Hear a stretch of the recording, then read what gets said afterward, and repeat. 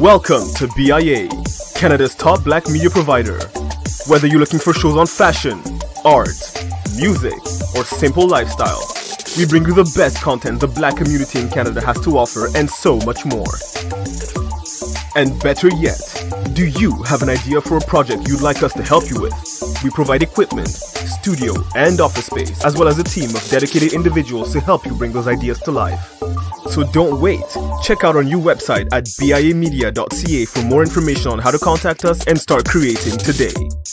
BIA Media, your way.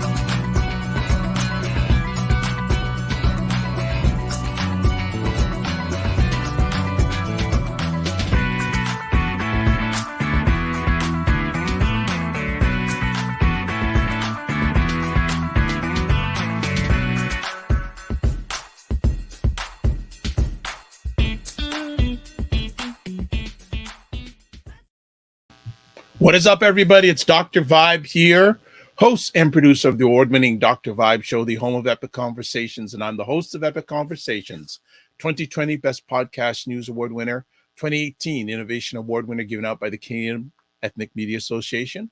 Also, I host the only online conversation in the world for dads and fathers that is sponsored by Dove Men Care and also co-sponsored by Dad Central, Canada's national fatherhood organization.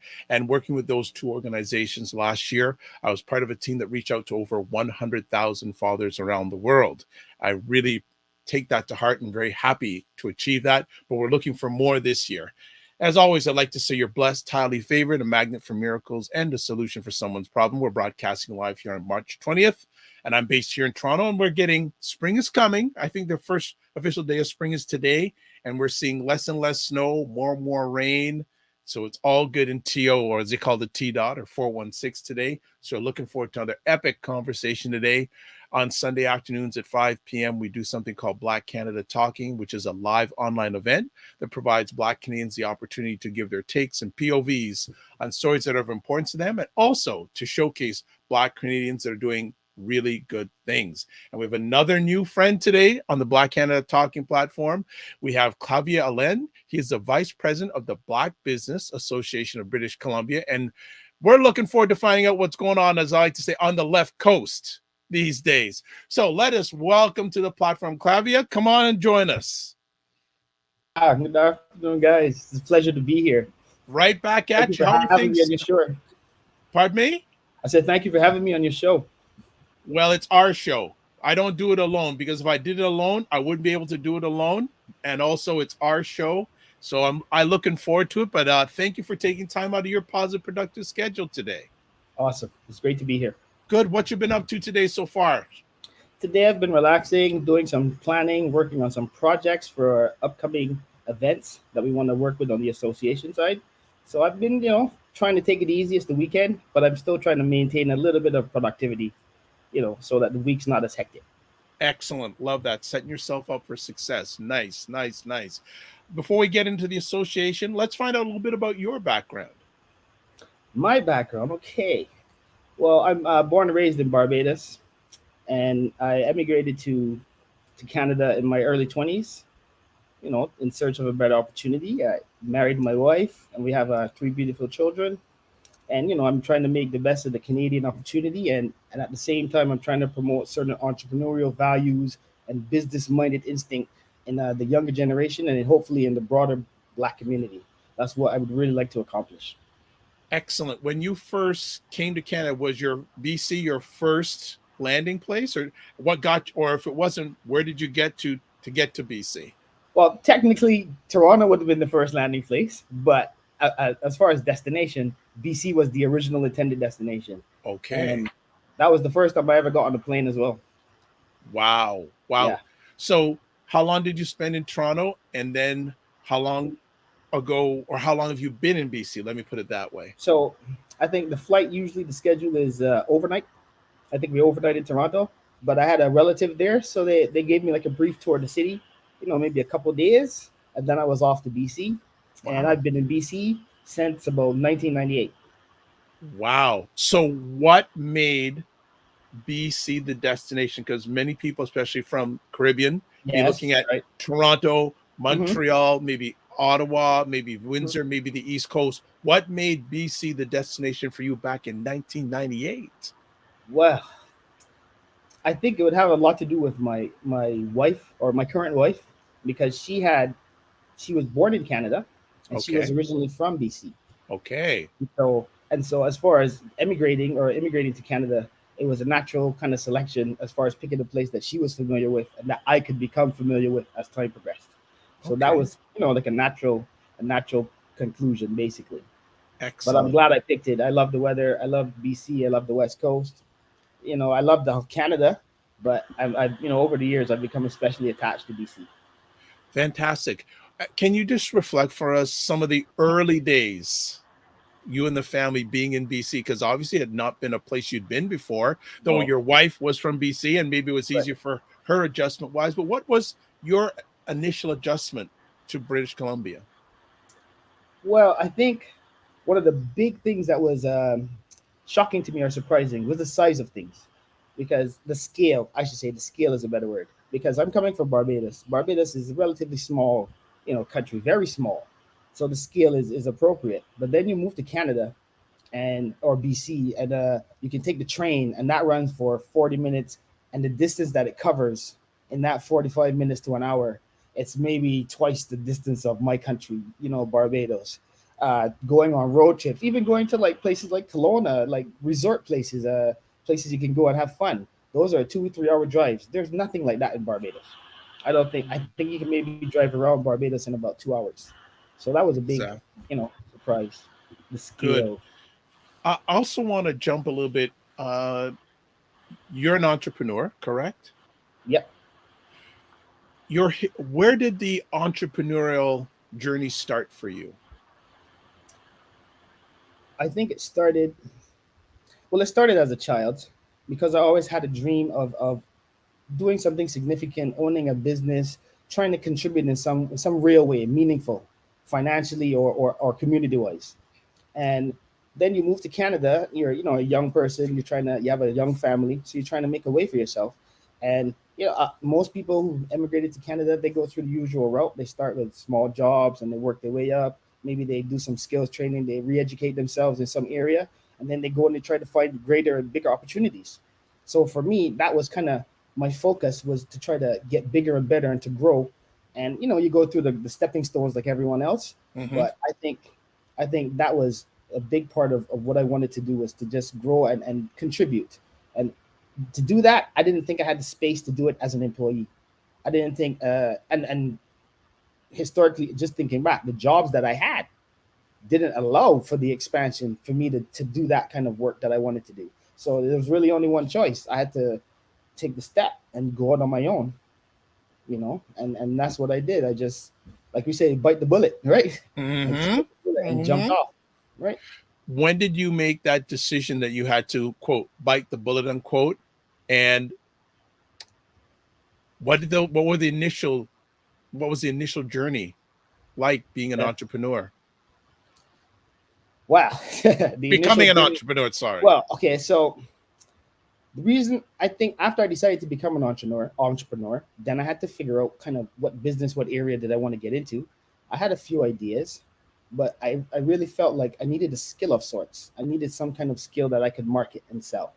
So I looked to retrain myself in an appropriate area, and I, I guess I ran into an opportunity with massage therapy, and Oh, okay. yeah, and I was actually afforded a scholarship through the government of Canada, and I attended massage school, and I became a registered massage therapist. And so now I have my skill. Now I have my skill. So now I can market myself, and now I can start to build some kind of enterprise, a business. You start small. I worked as a contractor of various like high-end clinics and physio places and spas to gain experience, to gain knowledge, and back office business techniques, learn how to run the business from the inside. And then when I felt like after a few years under my belt and I felt confident that I could handle the challenges of running on my own, then I just stepped out and I opened my own clinic. Wow. Number of conversation pieces there. How many Mm. other Black male RMTs do you know? Whew. Okay. So let's think. Let me think. 'Cause there are some, definitely there are some. But Okay. of course, you and I both know that number is going to be fairly small. But off the top, and I'm going all the way back to my colleagues in school, I would say about maybe 5 of us that I could think off the top of my head that were in school at the time I was in school and would have Wow. graduated and become registered around the same time I did. How many in BC? I'm going to say 2 to 3 at the moment that I'm aware Wow. of. And that's not the whole number. I'm not sure of Yeah. everyone. Some of them might have actually moved. I believe I remember one colleague, I think he relocated back east to Toronto to Okay. continue his practice. So, there's not that many of us, so it's hard to kind of keep Yeah. count. But I think there's still about 2 or 3. I could be wrong. There might even be more because as the profession grew, it became very popular, and we saw a Mhm. huge rush in young people trying to become RMTs. So that number for our community could have grown significantly since those days. I'm going to bring it up now, and it may come up a little bit later, especially Yeah. for our fellow wannabe Black Mm. entrepreneurs. You took the time to learn a skill. You have to. You have to have Talk about something. that. I think. Okay, a skill. Let's call it an idea. Let's start with an idea. It starts Yep. with an idea. So we have an idea. What do we want to do something with ourselves? But to manifest the idea, there's usually a route. There's a progression. There's points on the. There's like a map. We have a tool that we use in the BBABC. Is called a map. Market access. I'm gonna mess the acronym up, but it's basically a map. That's exactly what it stands for, and it points you to the different steps in your entrepreneurial journey. And so that was my map. I needed to follow these steps to become what I really wanted to be, and that was independent and self-sustaining. Right? Excellent. Excellent. Fantastic. And where were you, or if you remember, Yeah. where were we when you made that decision saying it's time to get out on my own? Do you remember that moment? There's 2 moments. Okay. The first moment was when I initially quit I was working at the supermarket. I was doing a grocery job. That was the initial revelation or spark flashpoint. I Yep. was working and I got into a car accident because I was working graveyard shift, Oh, right? wow. And I'm working 11 to 7, right? But I have a young family. I have to I have to support them. Yeah, you got to And do what you got to do. right. But graveyard shifts, anyone who's worked graveyard shifts, it takes a toll on the body. And I was fatigued. And so I fell asleep and I just ran off the road and I hit a small pole. Not a major accident, but it was a wake-up call because I was like, maybe the next time I fall asleep, if I'm really tired from working this shift, who knows? It could be a more serious accident. So that really made me start to take a step back and really look at the options that I had in life and really start to pivot, like make definite moves. Because we sit back and we think about things. I should do this. Maybe this is a good idea. But we never ever take the first step. And that's the biggest step usually is the first step. Making a decision Yeah, and then stepping in, I'm doing and it. making the action. Yeah. So once I did that, I think the rest was kind of, well, I'm in it now. I gotta, I have to maintain and I have to grow. And so that's why I signed up for the skills retraining program with the Canadian government. We did some research, and they found out that I was very suited as a career as an RMT, and we went about, we had some consultations with counselors and stuff like that, and they approved my scholarship, and I just went to school, and and to be honest with anyone, I never really got up and said I want to be an RMT. There was never that flashbang moment. It was, I want an opportunity to grow and build myself into something substantial and to leave a legacy of something for my family. And that opportunity presented itself. And I thought about it and I said, the one thing I love about this career, besides being able to help people, is the ability to be independent. And that was the key that I seized onto it because I saw that as the out now. I saw it as the out, the way to build a business, a company, a franchise, whatever, because I had that skill and I could use it to grow. It was like a seed for comparison. Wonderful, wonderful. Well, okay, I'll ask one more question about your journey. We'll get into the organization. Right. What have been 2 or 3 wonderful moments you've had along your entrepreneur career? Okay, entrepreneur career. The first time I opened my business was obviously the first big moment when I opened the doors and I had the labor minister, uh, Latimer What? Henry Baines. Yep, he came and he What? cut the ribbon on our our opening ceremony, and that to me was Nice. like the culmination of years of work and sacrifice and having the support of my family, and they kept pushing me and they kept encouraging me not to give up. To see him cut that ribbon and I could look up and see my sign above the door, and I was like, okay, you got here. That doesn't mean you're done, but it doesn't Exactly. mean you're done by any means. Exactly. And I'm going to say that to all the entrepreneurs. You know, that's like ground zero. You've now laid a foundation.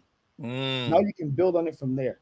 And that was one of my most proud moments. Obviously, in entrepreneurial, being able to give back to other entrepreneurs because I've been through all the growing pains. My entrepreneurial skills are self-taught. I was on Google. I was learning how to build a website on my own. Learning different servers and all the technical side of things. I learned that on my own through trial and error. So developing my own website was another huge achievement for me. Being a non-technical type of person, Same you know, here. right? Those kind of like Yeah, small victories, but they give you the absolutely. motivation to keep going. And like, I could do this. Yes. Okay, if I could do Yes. this, I never knew how to do it before. Maybe I can try this one. And then you expand to another skill, maybe the accounting side, the bookkeeping. You start to learn another entrepreneurial skill, which is very important. And I urge all young entrepreneurs, all beginners, get started with a good accountant right out of the gates. If you Ooh. don't know Now, and one, why is that important for an entrepreneur? because financials are critical to any business, and Yeah. you want to have your financials in order and you want to have them organized and I guess what's the word, sorted, so that when you want to go to apply for funding from organizations, they're definitely going to want to see your financials. Having a professional accountant who audits your books and does your bookkeeping, that makes you seem very professional and organized, and it prevents a good face for your business. So those things. And here's the good part: when you're a starter business and you're just starting out, accountant fees are not really, they're going to be an expense that you have to take account into, but they're not going to be extraordinarily expensive in the beginning. And so you can get started with an accountant, build a relationship so that as you grow, they can grow with you. And that was one of the best pieces of advice I ever got from one of my clients as an RMT. He said, when you really go out on your own, make sure you get a good accountant. That's going to save you. You'll pay for it initially, but the money you save in the long run, it's going to be at least 10 times what you pay this accountant. And that was I advice I hope, got. I hope, Brand, people are looking to get into entrepreneurs or current entrepreneurs heard that word of wisdom. I It's hope they very heard important. that word of wisdom. Yeah. Just Get one other thing. organized. Go Yep. ahead. I was just saying, get organized right out the door, right out the Yes. gates. One other thing. When you opened up for the first time, do you have that documented? Yes. I believe Good. we have photos and some video. Good. And that's another thing for entrepreneurs. I suggest document your journey.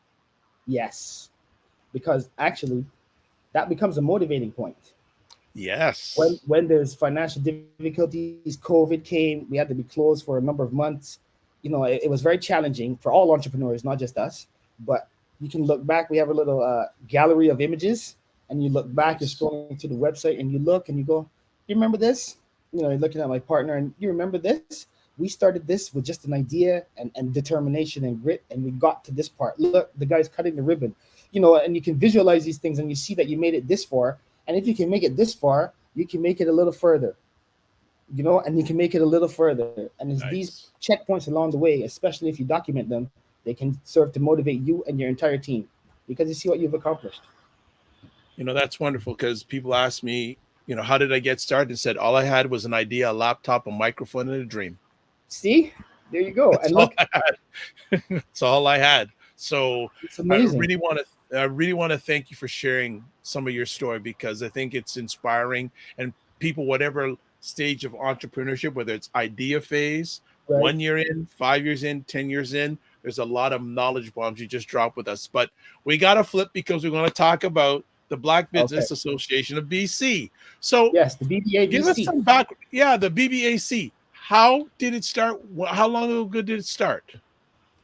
Okay, so the BBABC started in about 2019, and it started with me and my wife. We are young entrepreneurs in a business, and we wanted to give back to the community, because we noticed in British Columbia there's not really much support services for Black businesses as far as a community. There's not that many. I mean, there's the usual channels for financial assistance or going to the banks and those kind of things, but other non-financial supports in the community, like web development or business planning or tech development, those kind of things, we didn't have those kinds of services in the community, and we felt like there was a huge demand for that. And also, there was no other business association for our community in BC and on the West Coast for that matter.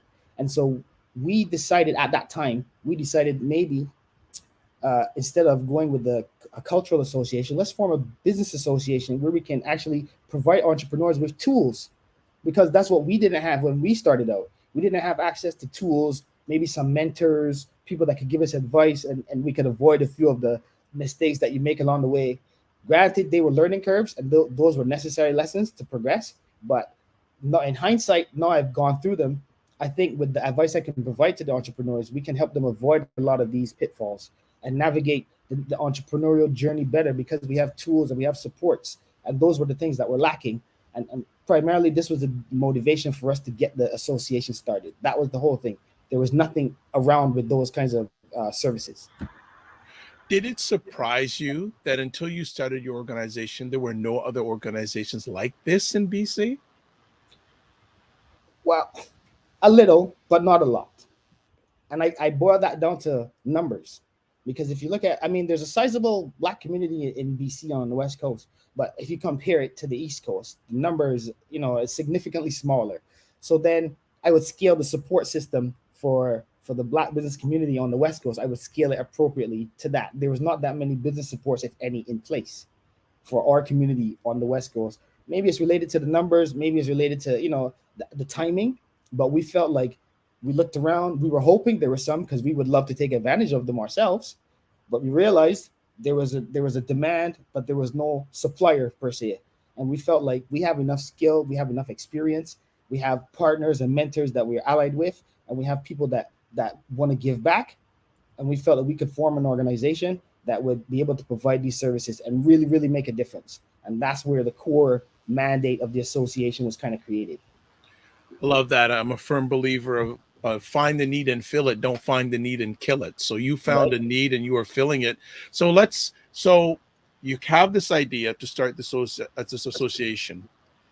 What did you have to do to get it started? Well, there was a lot of administrative work.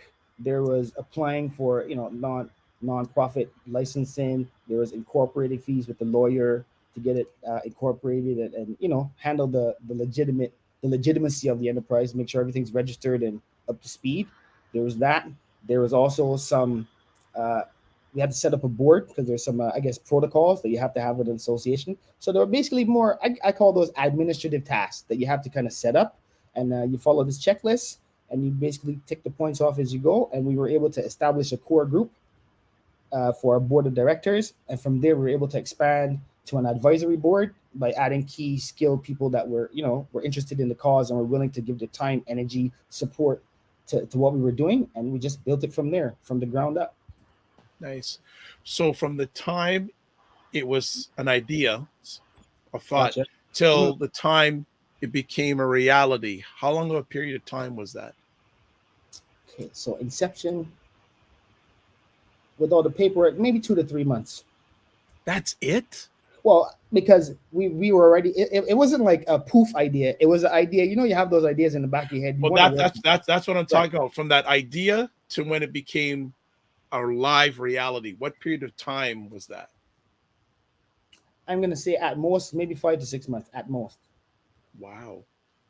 And the reason I say that is because during the skills that we were looking for, we had a direct need for these services ourselves. So we were looking for people to provide these services. Okay. But we found difficulty trying to find, certain business services, business plans, and other things in the community.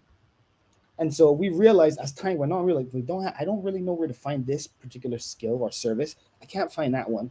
I mean, I haven't exhausted my search per se, but it's difficult to find things. And we realized maybe we should provide these services.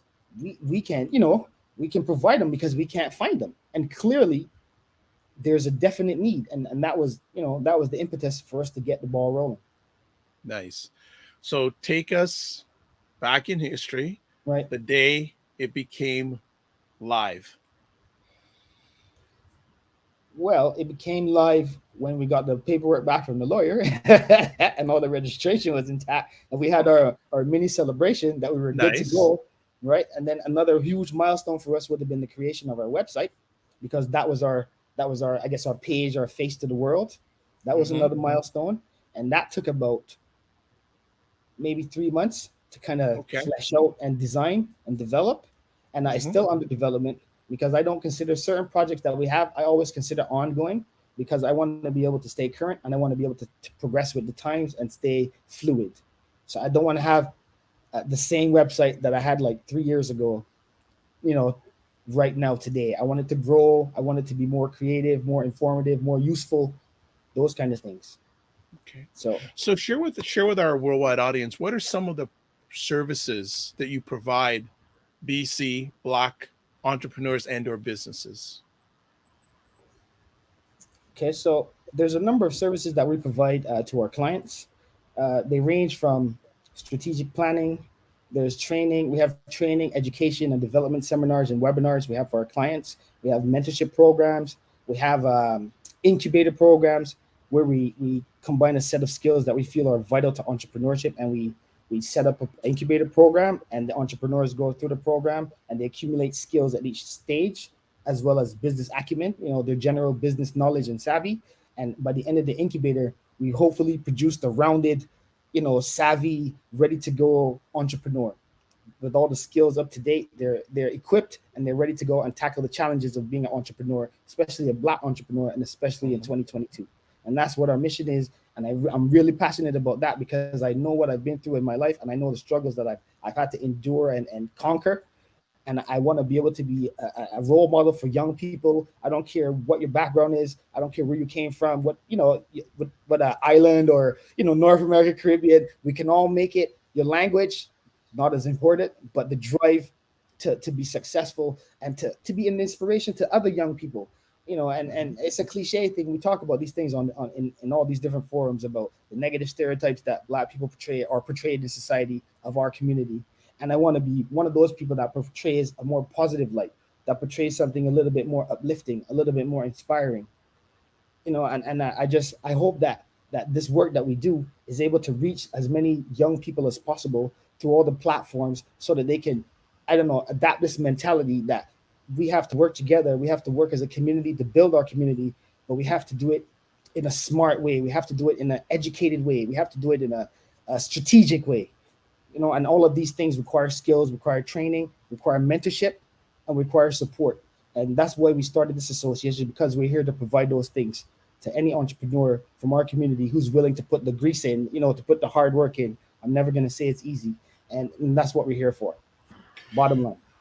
Nice. From your experience or your journey as an Black entrepreneur, and from your work with your organization, what are some of the challenges that you are hearing on a consistent basis with the clientele that you are helping? So barriers to entrepreneurship, I would say Or there's challenges a that they're few, having? right? Challenges. One would be access to funding. That I mean, the history of that has been historically difficult for Black sole proprietors, Black entrepreneurs to get funding from the usual channels, the commercial channels. It's usually a little bit more difficult for them to access funding. Another barrier is knowledge base. A lot of entrepreneurs have a great idea, but they don't necessarily have they weren't taught or they weren't shown the steps, gradual steps that you need to go through to complete the process and make it just from an idea to a reality. Whether it's an online website, whether you want to do an online store, you want to have a brick and mortar, there's steps to your dream, there's steps to your entrepreneurial journey. And those are the kind of services, those are the kind of barriers like that people encountered. They had an idea, but they didn't really know quite how to flesh it out. and, Right. and we are here to help them do that. Other barriers, I feel, let's say barrier, let's say a challenge. Uh, Challenge. Yeah. Challenge is Challenge, a good please. word. I would say a challenge would be in the business community that I've noticed. And I will say it's become a lot more tight knit in the last couple of years. I think COVID had a lot to do with that because people had to pivot, they had to be strategic, and they had to work together. I think a lot of them were actually forced to work together to kind of maneuver through certain situations. And I feel like one of the things that was a challenge was to connect the community because we're all here, we know we're here, but we're not that connected. And I found that on the left coast, there wasn't a lot of I wouldn't say a lot, there wasn't enough to me, the cohesion in the community, and I wanted to see that grow, and I'm really happy to say that it has grown significantly, I feel, in the last 2 years. And I Congratulations. think maybe that's part of the whole worldwide awareness, and the whole worldwide acquiescence that we're a community, and we're growing together, and we're going to build together. And I feel like this last couple of years, especially with COVID and the pandemic, has really strengthened the bonds. And I can see the difference even when I do webinars, even when I talk to other entrepreneurs, the young ones, the ideas they have, the energy they have. It feels different. It doesn't feel like when I started out and I was like, oh my God, it's so challenging. I was almost overwhelmed with the things that I thought I had to do. Nowadays, I find the young entrepreneurs, they're more enthusiastic. They're like, I got this idea. We can make this work. What do I need to do? And I'm so happy to see that kind of energy, and it makes me want to make sure I can give them all the help, all the energy, all the support that I have to make sure they're successful. Nice. Number of conversation pieces I hope we can address because you're just dropping knowledge bombs here. But we're going to take a little bit of a break now just to give you a little bit of a rest, and we'll Yep. come back. We'll come back from come back to the conversation. And I want to find out from you, are the challenges you're hearing from new entrepreneurs any different than the ones you heard or you dealt with when you started becoming an entrepreneur? Well, we'll be right back in just a few moments. Got it.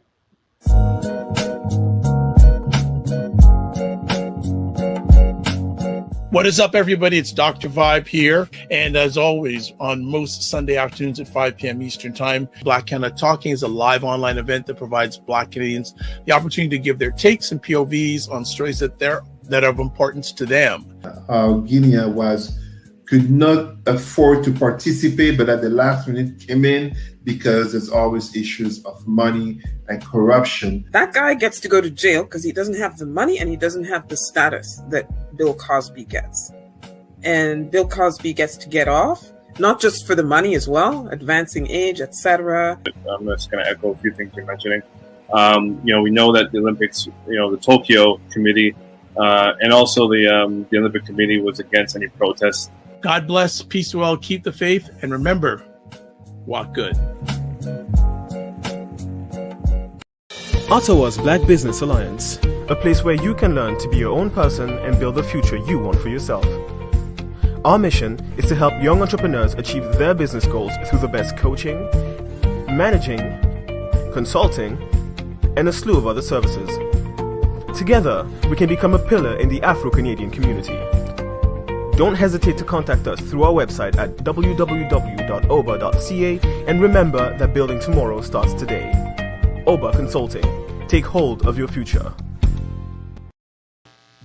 Welcome back. Dr. Vibe here, Black Canada Talking, and we are talking with Clavia Alin, the Vice President of the Black Business Association of British Columbia. And we're going to continue on our conversation. And as I said before the break, we're going to have him come back, and we're going to talk about now the challenges he's hearing from Black business entrepreneurs or Black business people in BC now. Are they anything different than when what he was encountering when he started his entrepreneurial journey? Clavia. When I really think about it, I would have to say majority of the problems that we face today are, I would say they're pretty much the same, similar to the challenges I faced 15 to 20 years ago when I first, became an entrepreneur. But nowadays, I think they've become more complicated. A lot of the processes in these issues have become more complicated, sometimes convoluted, and it's very difficult to navigate. It's a lot more difficult to navigate the challenges nowadays than I feel like back in the times when we first started entrepreneurship. But back then, a lot of things were relatively new. The internet was kind of, was newer.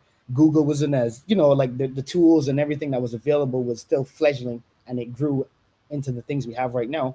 But with that growth also came complications and the difficulties and the challenges. So I would say the challenges are the same, but they become a little bit more complex in 2022. How does your organization help navigate your clients through the complexity that you said exists today? So the way we help our clients is to provide them with practical tools to bolster their business skills. We provide them with entrepreneurial training.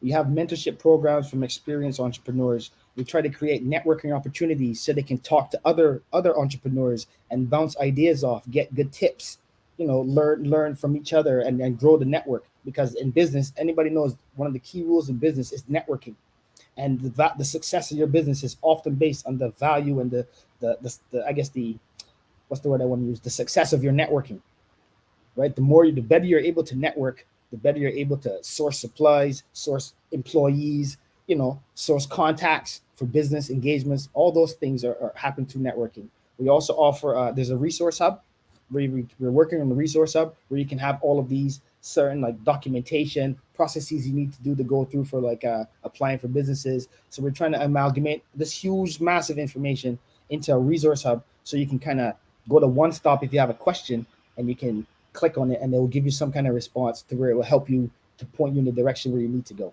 So we're working on that. That's a big project. That's going to take some time, but I think that's really, really going to help.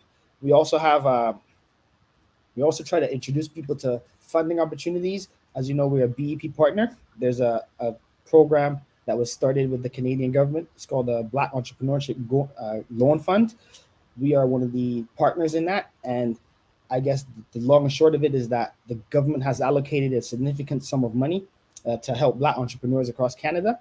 And in order for entrepreneurs to secure this funding, they have to obviously be in a financial stable position to access it. And so we are one of those providers or partners that help the businesses develop a business plan and a strategy to meet the requirements to qualify for these government loans.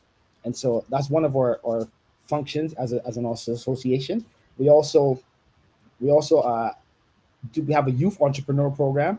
That's one of my favorite actually activities because I'm very, very passionate, as you can hear. I'm very passionate about incorporating these beliefs and instilling them in the young people, because I think if we can do that from a young age, by the time they're in high school and ready to graduate, they're 90% of the way at the mind state to becoming an entrepreneur. And it's just to fine tune their idea, maybe get financial backing and mentorship, develop a business plan, and then they're right out the door. I don't want to say ready-made entrepreneur, but they're almost ready to go with very little training or retraining necessary because they've had years to cultivate it.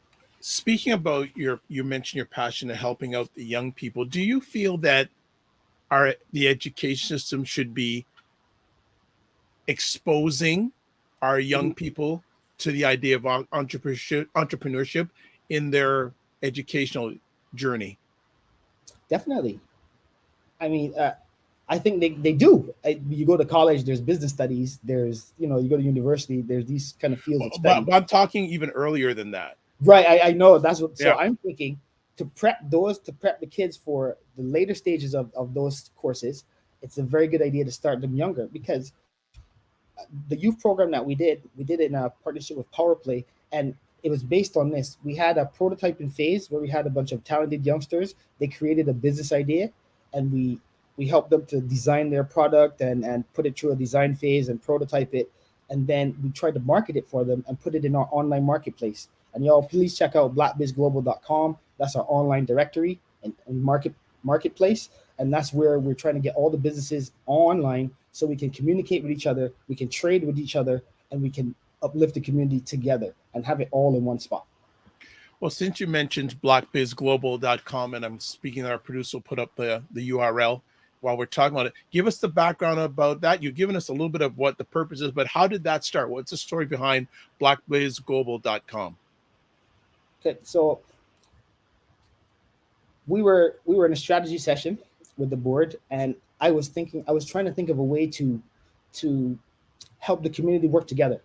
We needed a way for the businesses to support each other. We always say this, we need to support businesses, we need to support Black business. We say that, but that doesn't necessarily only mean going into the store and supporting them. It means business to business support.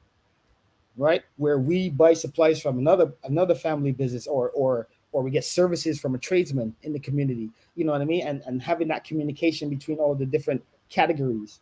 And so I needed some platform that would allow me. Oh, I need a plumber, and I go to Black Biz Global, and I go to the directory and I find a plumber. Now we have countless of directories. There's a lots of online directories, and I would really recommend that all of my entrepreneurs please register your business and your website on as many of these online directories as possible, because it really helps with your Google SEO properties. It really does. And that's another tip I picked up along the way, but it's really helpful to list it on as many sites as possible. But that was kind of the brain behind it. And to be honest, I'll cue it in one word. When we were in a strategy session, I had one word, and I said, we need a Blamazon. That's what I said. I said, we need a Blamazon. And then I got the president went online, and we tried to find if it was actually available, because you got the concept instantly the second I said it. So I was like, that's good. That's what we want. We want people to instantly recognize what we're trying to do. And so, can we find this Blamazon? Can we own it? Can we use it? Unfortunately, someone has it. Yes. Smart. You know how the internet works nowadays, right? Oh, well, I'd be interested to know how long, just out of curiosity, how long have they owned that URL? Because whoever has that is smart. It's very smart, right? And I believe there's also a Blamazon, slightly spelled differently, but I think it's another site, maybe in like skincare or some other area like that. But that was the idea I had in my head, and that was the concept I was working with. We need a Blamazon. We need our own Blamazon. You know, we need a Black Amazon where we can support each other and grow the businesses and shipping, logistics, the whole 9 yards. And so we went after that because that was the foundation, but we couldn't get Blamazon. So we needed something that still said Amazon, like, you know, I don't want to advertise for them, but that still reflected that concept, but in our community. And so we came up with Black Biz Global, because it's Black business and it's a global venture. And we want to be able to unify all of the Black entrepreneurs on the East Coast and the West Coast. We're working on Caribbean hubs. We're working on African hubs, because the aim is to be global, right? We, as a community, we have to scale to the global level, and we need to trade on the global level.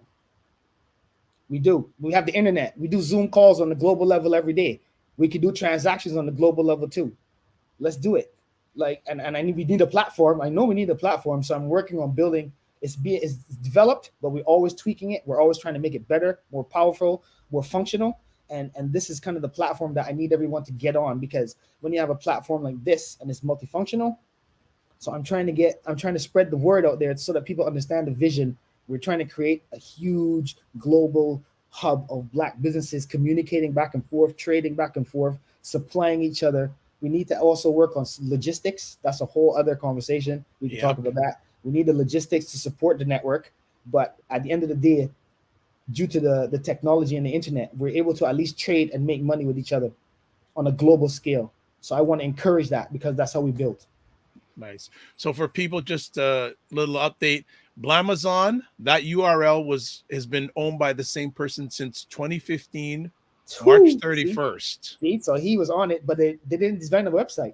So right. They own the URL. That's the thing. They're waiting for someone to buy it, right? They're just waiting so for someone to buy they're it. probably, and it's owned by someone in Ohio. And then if you want to own Black Amazon, that's been owned since 2003, June 24th. So owning domain, just because the smart thing is own a domain doesn't mean you have to have a website on it yet, but you it's owned by someone. So if someone wants to buy it, you know they're going to charge a hefty price if they want to sell it. So just wanted to show that in real time. Let me ask you, as we're moving further away from the pandemic, hopefully, willingly, how has it impacted the community that you serve during and now as we're getting a little bit post? Okay, so during the pandemic, I saw a lot of businesses going through financial hardships.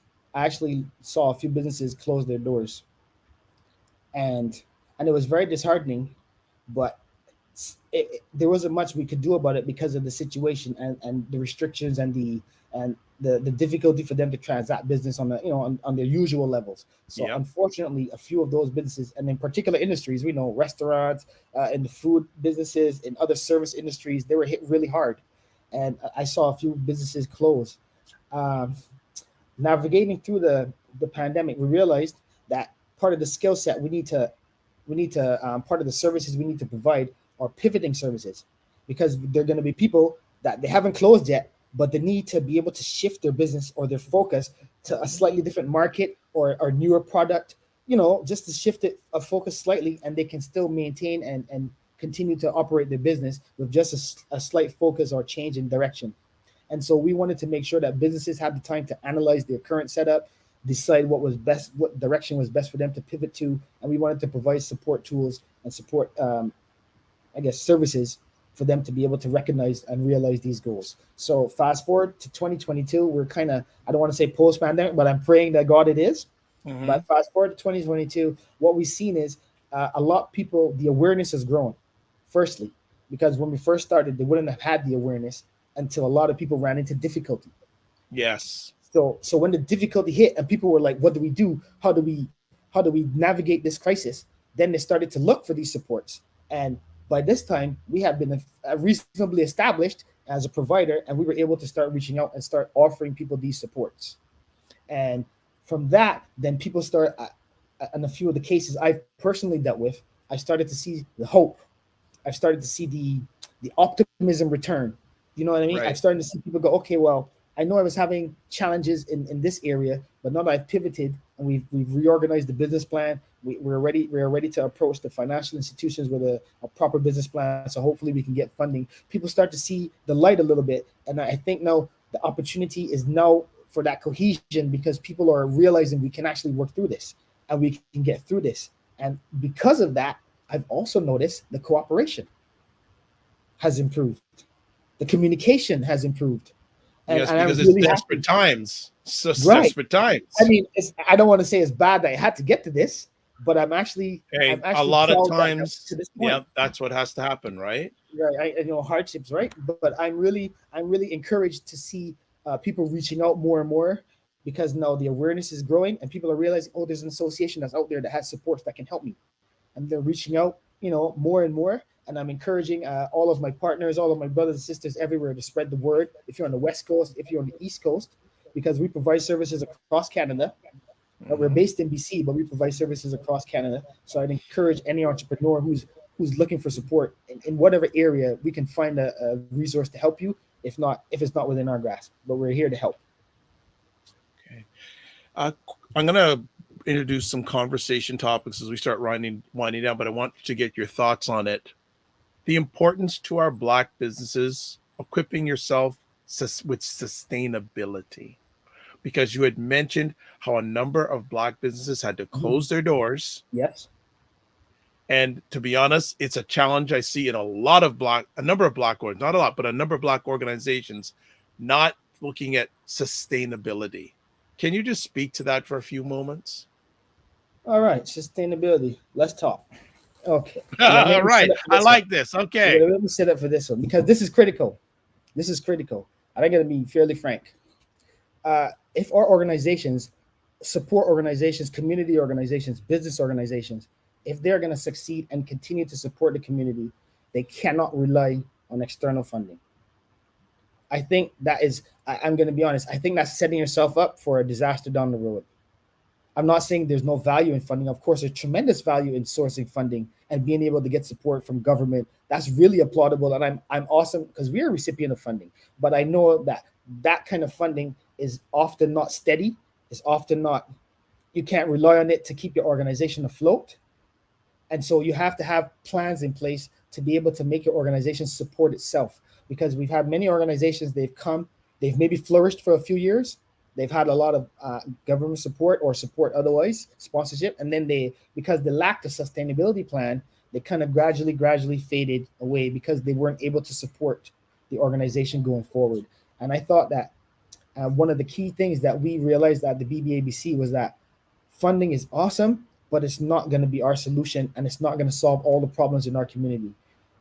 The community needs to step up. I'm calling out everybody on TV. We need to step up. and we really need to contribute back into our own growth and our own development. And this is not a knock on us. This is just a call out, a sound off that we really need to start really actively supporting each other in business and commerce. And I feel like those are critical areas that we need to focus on going forward. Good. You had mentioned earlier on this, but I want you to go a little bit deeper on that. How important it is for Black business people, whether they're entrepreneurs or wanting to be entrepreneurs. You talk about networking. I'm not a Yeah. big fan of that word because, and people may laugh at this, a lot of Mhm. people's net ain't working. Right. So I like to say, Not just knowing people. right? But Right. Gotcha. relationships. Hmm. And Valuable. I also like to say with people, don't be transactional, be relational.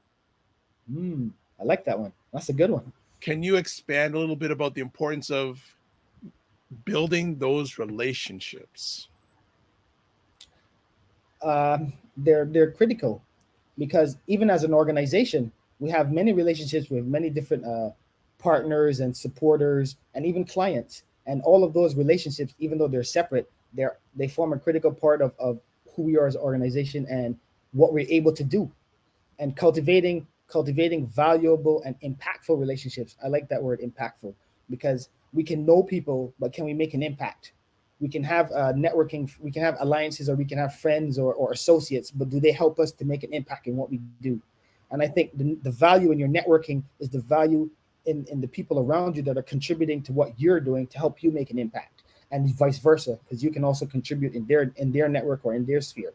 So I feel this all boils down to community spirit and cooperation. You can go around it and you can describe it many different ways, but it all boils down to us working together on the many different levels to try to weave this thing together. You know what I mean? We weave it together like a tapestry, but it all works on many different levels. Nice. Nice. Very nice. What is your organization's vision or goals for the next 12 to 18 months? So primary goals right now would be, one of the main ones is to get as many of the entrepreneurs onto blackbizglobal.com, onto the online marketplace and the online directory. And the reason for that is the directory is supposed to give you market access, to expand your market access. There's a directory, yes, but there's also a marketplace, and we're working on having storefronts attached to every single listing in the directory. That's the goal. So not only can you find a business, but you can support that business right there. Pretty much like the Amazon model, for lack of a better word. But we want to Mm-hmm. be able to expand that and get all the businesses on, have them all have their digital storefronts, and then one person, any member of the community, whether you're a government agency, because we also help with procurement. We work with the government procurement assistance program, and they also provide services to help, I guess, the diverse community access government contracts. And that's another area that we're working on, because that's something that I've never really encountered our community being involved in the procurement stuff, government procurement contracts, working with the government on these kinds of contracts. And that's another business area that we want to expand, because that also expands the economic base. Okay. What can we do to support what your organization is doing? We can support us by, one, registering to become a member. I think that's the key, because there's another aspect to the association, and there's one that's critical to the community, and it often gets overlooked, and I'm going to bring it up now. It's called data. Yeah. Data is critical. Data is critical for us to get proper information about the status of businesses, entrepreneurs, the community, economics, everything as a whole. And we need this data, because when we can analyze it, we can see where we fall short, where we're strong, where we need to prop up, what services need to be enhanced, what services we can pull back on to augment other services. And that all comes from analyzing the data that we get. And to collect this data, we need input from our entrepreneurs, our business owners, our business community. We need you guys to become members, to give feedback on the surveys. We have surveys and polls on the website to get information about the status of the business, geographical locations, geographical information, economic information, industry information. Because when we can compile all of this data on all these different levels, we can really get a picture, a global picture of what the business community is, what our Black business community is doing. And that's what we're trying to do, because knowledge is power. We have some of the knowledge, it's fragmented in different areas, but we need to bring it into a cohesive bundle so we can analyze it and get real, accurate, powerful, meaningful data that we can use to make changes in the community. That's You are critical. you're speaking my language, because I believe that two of the key proponents going forward for Black businesses are collaboration and data. Done. That's it. Once we have those two, we're like fully through the door. you know, we're Excellent. that's like 75% of the battle. Before we end off our epic conversation today, do you have any final words you'd like to share with our audience? Yes, I just want to thank everyone for taking the time to listen to us today. And I hope that you will also take the time after we've done with this podcast to go to www.blackbizglobal.com to check out the online directory and the marketplace. And please, if you're a young entrepreneur, sign up your business, become a member, try to take advantage of our services. We're here to help you. If you also need any other information, there's our website, www.blackbusinessbc.ca. Please come on there, learn. There's many links and registration for all of our webinars, all of our programs. Come take a look. Like I said again, we all need to be working in this together. And the larger we can build Black Biz Global and we can create that network, it will create other opportunities for business development, and it will also create sustainability for a number of organizations. And that's one of the things we need to have. And I hope that everybody takes the message to heart. Support your kids, teach them about entrepreneurship, teach them the ways and how to be creative and ingenuitive. And I hope that this message spreads all across Canada. Thank you very much for having me. And the world. And the world, exactly. There you go. Global, absolutely. So if our producer can you put up the website for the Black business? That's where you can reach. And also, if you can put up Black Biz Global, there we go. Both of them are up. Klavia, I want to thank you and your team for everything you have done, are doing, and will be doing going forward. You do have a home here, so anytime you need to reach out, please, if it isn't myself, we'll get someone to help moving it forward. And as I say, when we work together, we win together. Yes, agreed, 100%. And I thank you again for having me on this tour. Blessings. The pleasure's mine. You can come back anytime. You and your team and your community has a home here. Appreciate it. Thanks again, guys. Take care. Dr. Vibe here, host and producer of the award-winning Dr. Vibe Show, the home of Epic Conversations, and I'm the host of Epic Conversations 2020 Best Podcast News Award winner, 2018 Innovation Award winner, given out by the Canadian Ethnic Media Association. Also, I host the only online conversation in the world for fathers and dads that's co-sponsored by Dove Men Care and Dad Central, Canada's national fatherhood organization. I want to thank everyone for watching live or on the replay today. As always, I want to close out with this. Live your life as a dream. If you can dream it, you can make it. Sometimes you have to get small to get stronger. Block assumptions, then aim bigger, aim better, aim higher, aim wider. Love, faith, and respect. Remember to give yourselves grace. And also, don't just manage your time, manage your energy. I'd like to thank BIA Media for a great production job as usual. And next week, we have our roundtable, bi-weekly roundtable, and we have a new person coming on for a few episodes. And it's someone, I'll just give you a hint. Their website is the #1 ranked Black Canadian website in the world. I'm not going to say anything else, but if you have a little bit of knowledge, one of the two co-founders of it will be joining our platform next week as part of the roundtable. Not going to say anything else, but for that reason alone, you need to come back next week. And also, you can catch me during the week, 5 p.m. Sunday afternoons on Black Canada Talking. Monday and Friday mornings at 9 a.m. I host The Morning Vibe with Ryan Knight, who is one of the co-founders of the African Caribbean Business Network. And then on Saturday evenings at 9 p.m., I host and produce State of Things with Aisha and Jill, Aisha K. Staggers and Jill Jones, who give their takes on things not only in America, but around the world from two outstanding Black women. As always, God bless, peace to all, keep the faith, and also follow me either on YouTube and on Facebook. Just put in the search engine, either on YouTube or Facebook, The Dr. Vibe Show. God bless, peace to all, keep the faith, and walk good.